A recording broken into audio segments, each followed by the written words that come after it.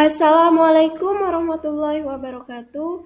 Pada video ini akan membahas suatu materi dengan tema perkembangan motorik pada anak yang berjudul gangguan keterlambatan berjalan pada anak.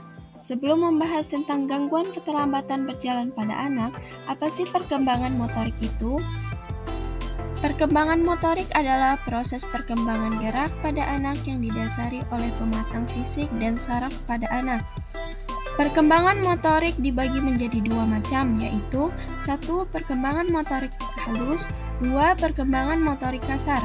Perkembangan motorik halus merupakan perkembangan gerak yang meliputi otot kecil dengan koordinasi mata tangan, seperti menulis, menggambar, memotong, menyusun balok sesuai bentuk, menyusun puzzle, dan lain sebagainya. Sedangkan perkembangan motorik kasar merupakan perkembangan gerak yang meliputi keseimbangan dan koordinasi antar anggota tubuh seperti merangkak, melompat, berjalan, berlari, dan lain sebagainya.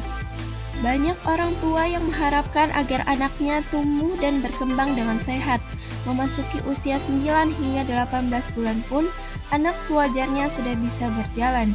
Namun, apabila sudah lewat usia 18 bulan anak masih belum mampu berjalan sendiri, mungkin ia mengalami kondisi anak telat berjalan. Selain itu, apabila ia baru bisa berjalan di rentang usia 15 hingga 18 bulan, anak seperti ini biasanya memiliki gangguan pada sistem tubuhnya yang masih dalam kategori ringan. Anak dengan keterlambatan berjalan biasanya juga disertai keterlambatan lainnya seperti keterlambatan merangkak, duduk, berlari, atau melompat. Pada anak dengan keterlambatan ringan motorik kasar biasanya akan mempunyai keterampilan motorik halus yang lebih baik daripada keterampilan kaki. Penyebab keterlambatan berjalan ini biasanya bermacam-macam, diantaranya 1. Ketidakmatangan sistem saraf. Kemampuan anak melakukan gerakan motorik sangat ditentukan oleh kematangan saraf yang mengatur gerakan tersebut. 2. Gangguan kelainan. Apabila saat anak lahir ia memiliki kondisi cacat, maka hal ini tidak akan membuat tumbuh kembangnya normal. Gangguan yang memengaruhi otot dan kekuatan kakinya tersebut tidak mampu menopang tubuhnya dengan baik.